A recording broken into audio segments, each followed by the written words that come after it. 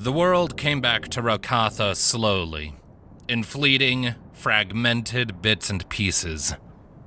First came muffled sounds, voices and groans too indistinct to decipher as anything more than a low murmur at the edge of her senses. Then came feeling, which could charitably be described as excruciating. Her head in particular throbbed and pounded like a kobold's war drum. Numerous other aches and pains joined it, but the head was the important part. Finally, the world itself began to appear to her eyes as they slowly blinked open. A blob of brown and gray at first, it slowly sharpened and resolved into the interior of a dimly lit warehouse, the same one she had been fighting in. She was alive, and she had not been moved. Groaning in pain, she tried to stand, but quickly found that she could barely move. Her hands had been bound behind her back, squeezed between her weight and the firm resistance of a sturdy support beam. The cold burn of irons ensnared both her wrists, and the faint jingling of chains told her well enough that she was cuffed. "Oh, boss, big one's waking up," came the accented voice. Rro'katha looked up to see the red-haired woman knelt in the back of the wagon, a sword held casually in her hand, the flat resting across her bent knee. She pointed a finger at Rro'katha. "Try not to move too much, eh? Boss has made it a point not to kill you. She doesn't do that very often, so please don't give her a reason to change her mind, okay?" The casual nature of her tone caused the Rythar to tilt her head. It was as close to friendly as anyone got in Jagged Gale, and she was surprised to be alive, let alone spoken to in such a way. "You need to let me go. I promise I won't cause you any trouble, but I have to go." She had no idea how long she'd been out. Long enough for the two of them to lug her body to a beam to shackle her to, at least. Then again, the other Ithari woman didn't seem to have much trouble tossing Rro'katha around like a kitten. The woman shrugged her shoulders. "No offense there, lady, but promises ain't really worth a whole lot in this city. Doubly so coming from one of the folks who tried to kill me and my team.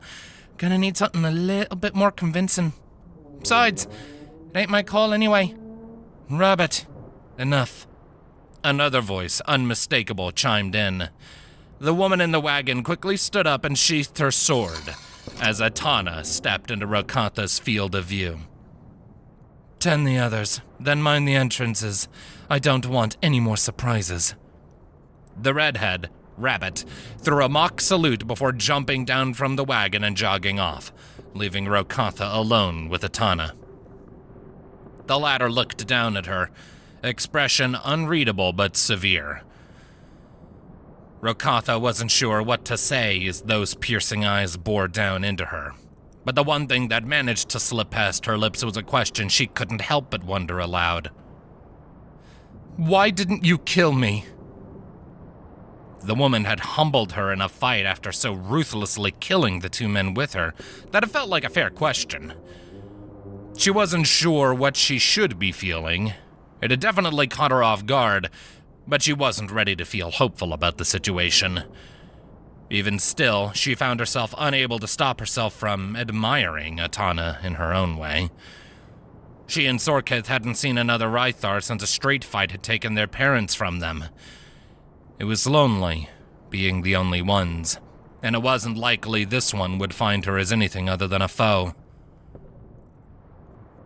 Atanna stared her down for another few seconds before answering. "You came to me with a challenge. I answered, as is our way. Such confrontations don't typically end in death," she said matter-of-factly before her lip twitched up into an amused smirk. "That said, you were far from polite with how you started it." Rro'katha felt a lump of guilt in her throat. "I don't know what you're talking about." Atanna blinked, and her smile faded. I see. My apologies. On seeing you, I had hoped you knew Rythari traditions. I presume you are city-born, then?" she asked. There was no hostility in her voice, just a carefully measured curiosity. I never got to live in the tribes, Rro'katha admitted, though she held her tongue on why. Would have been nice if I could, though.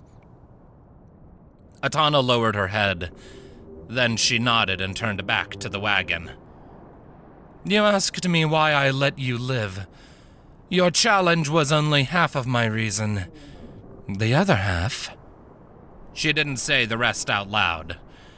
She merely procured one of the jars filled with those precious leaves and tossed it casually to Rro'katha so it rolled toward her, coming to a stop just out of her reach. Her eyes went wide as her mind raced. She didn't know what Atanna's angle was, but in the end it didn't really matter. Instinctively, she made to grab the jar, only to be reminded that she was bound.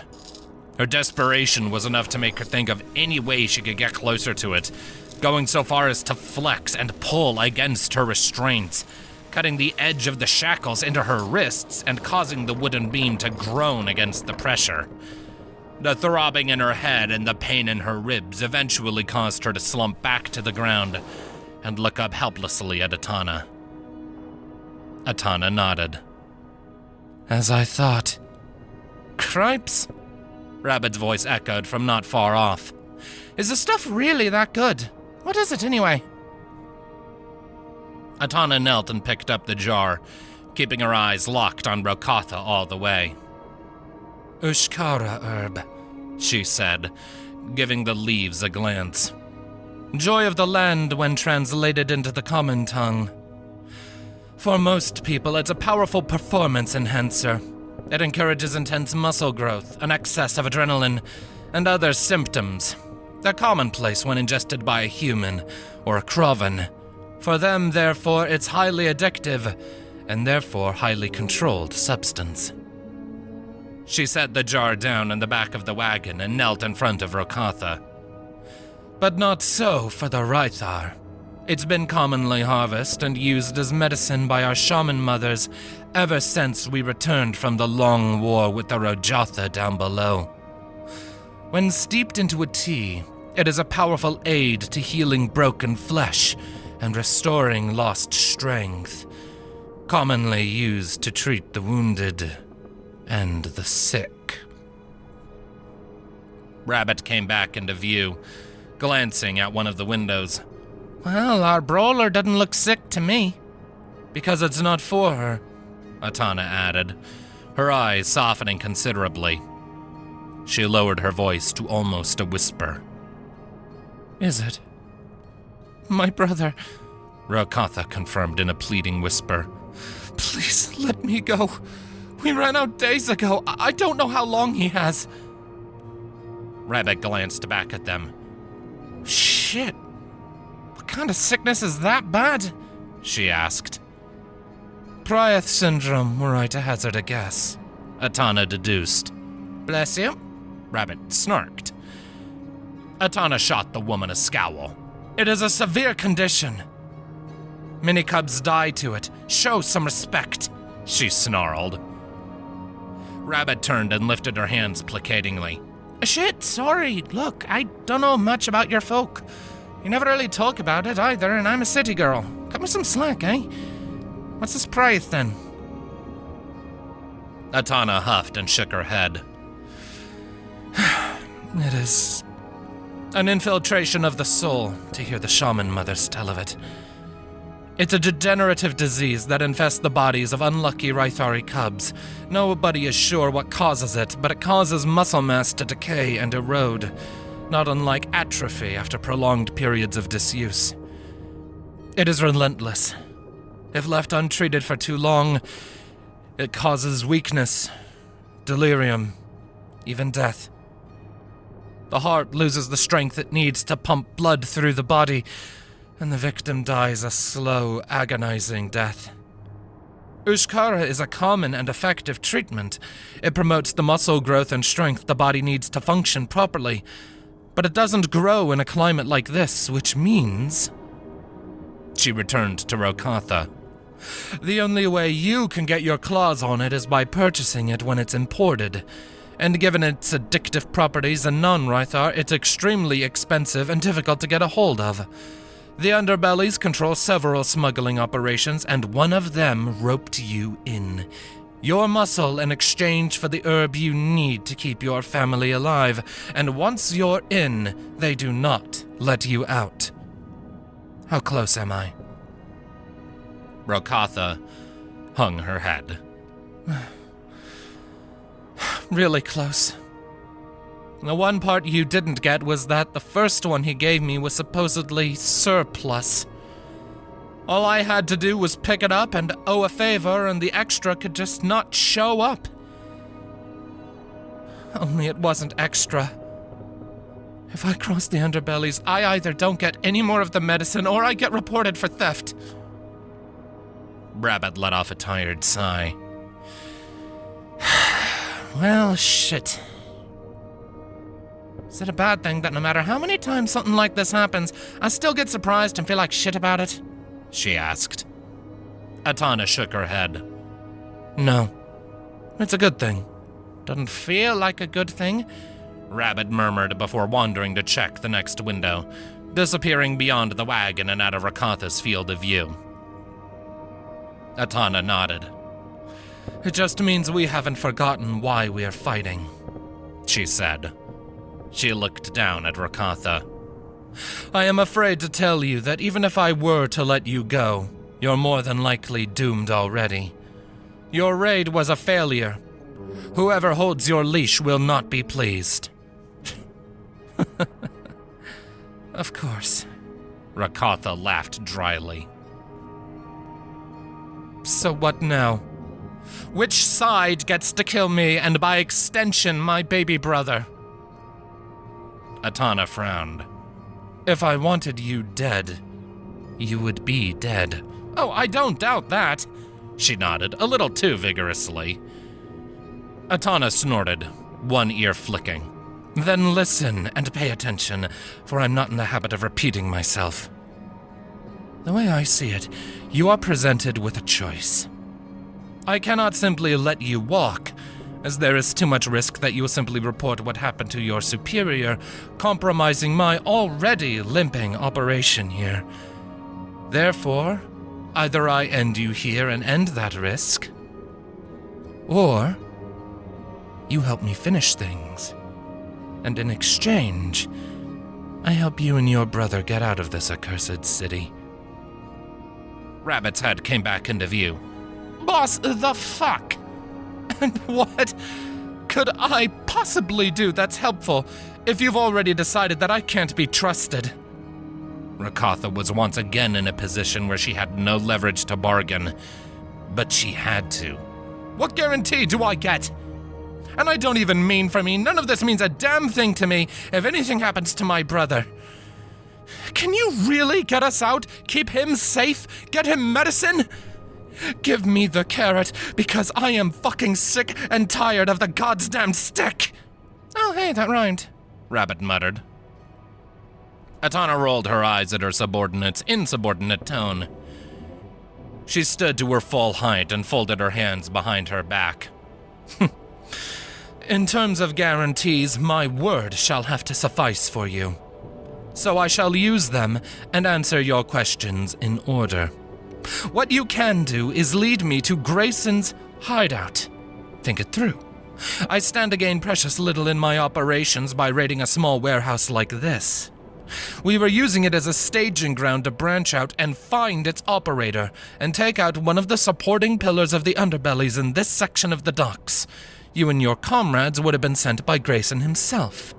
Therefore, you can lead my people to him and tear the heart from the Hydra before it has a chance to spawn a new head for itself. You've said it already. Grayson holds you in bondage. I offer you the chance to break those bonds and seek retribution on your captor, your brother's captor. She held up 2 fingers before Rro'katha could speak. To answer your second question, I can get you out. There are plenty of ships sailing in and out of this port. Many are willing to accommodate passengers, so long, of course, as they are brought the coin to pay for passage. And that coin is something that I can provide. Even better, if you find any coin while helping my people bring Grayson down, you are welcome to it. For your third question, yes, I can keep your brother safe. At least long enough to see this done. As of now, the threat to him is primarily one born from his condition.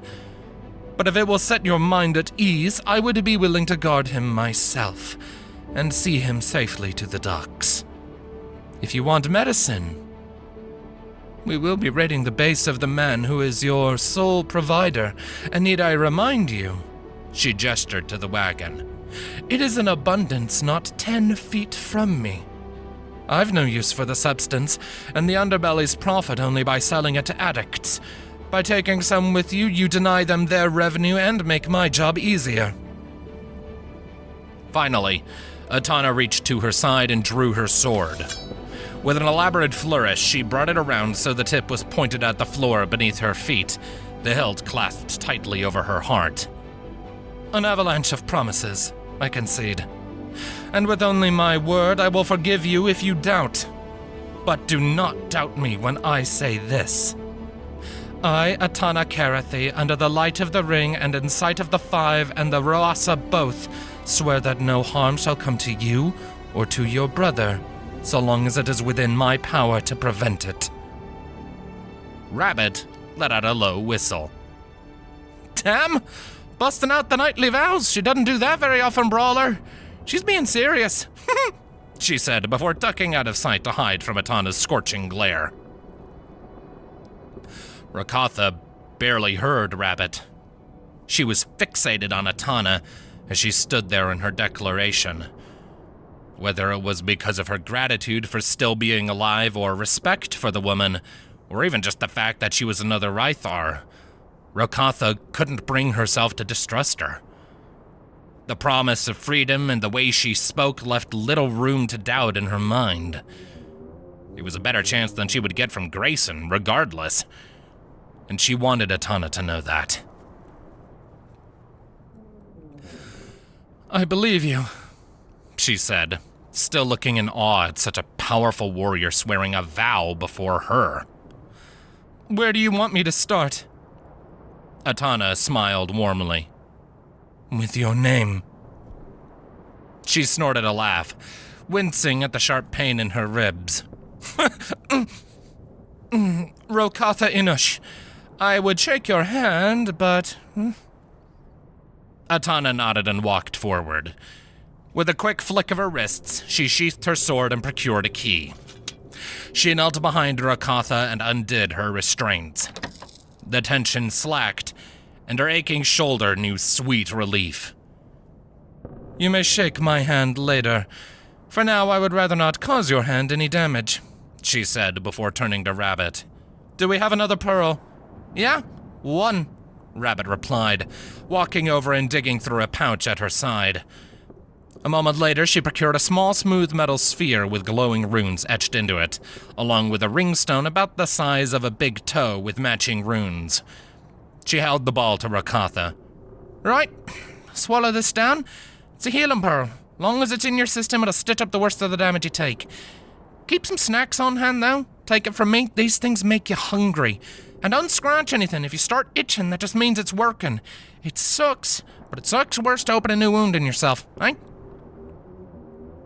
Shrugging, Rro'katha accepted it, popping the little ball into her mouth and swallowing it. She had never used one before and wasn't sure how long it would take to kick in, but it was better than waiting around. Standing to her full height, she stretched a little bit of the stiffness out of her muscles before facing both of them. Thank you. I never would have expected anyone to put themselves out there this much for me. Rro'katha nodded her head in a slight bow. So when are we doing this? Atanna gestured at her. Once your pearl has had a chance to mend the worst of your wounds. In that time, you will remain here with me and Green Rabbit and tell us everything you know about Grayson's hideout and how he runs things. The more you can share, the better we can make our plan. Once it is time for things to begin, I will head to your abode and ensure no harm comes to your brother. Rabbit quirked a brow. Boss, no disrespect, but why are you gonna take care of the kid? I mean, kudos to you, that's good and all, but don't you think he'd be put to better use on the front lines? Atanna shook her head. Ordinarily, yes. But the boy is Rro'katha, and I am given to understand he has seen little kindness from those not of his own kind. If he is to be met by a stranger, I suspect he would respond better to my face than yours, regardless of the situation. But then again, he is your brother, Rro'katha. He doesn't know what I do. She shook her head. At least I don't think he does. He's a smart kid. That doesn't change the fact that we don't trust anyone in Jagged Gale normally. He's going to love you, though. A knight, just like in his stories. But a Rro'katha. Atanna's features twitched. A former knight, perhaps, she said before shaking herself. I do not deserve such an honorific now, leading my own band of terrorists, as I do. But that is neither here nor there. For the sake of certainty, if he is as avid a reader as you claim, then you may wish to write him a letter or a note. Something with an inside joke or story only you two would know that I can pass to him to earn his trust. Rabbit nodded. Makes sense. It'll be a lot easier to see him to safety if he isn't screaming stranger danger the entire time. Rro'katha nodded in agreement. I'll think of something. She patted her vest, but only found a scrap of parchment that held the address to a mark. Thankfully, Green Rabbit handed her something to write on and with, and she placed the fresh sheet over the back of the wagon. She thought for several minutes before she started writing with a hesitant hand. Hey, kiddo. Sorry I'm not home. I got a new job tonight, and it's really important I help them out right away. The lady is Atanna. She promised me she'd look after you for me tonight. She used to be a knight, just like Trevor in your books. Don't give her too hard of a time about it, though. She doesn't think she's a hero either. Be back as soon as I can. Love, Roro. Atanna accepted the note with a nod. I'll take care of him. Now, to other matters. Rabbit had a fresh scroll in her hand, procured from her satchel as the first one had been. Come on over here, brawler. Just gonna be you and me on this trip? So we need to be sure and quick. Draw us a map. Tell us everything. She said as she unraveled the sheet over the boards in the back of the wagon, using it as a makeshift table. Rro'katha strode over, her thoughts returning to Grayson's hideout.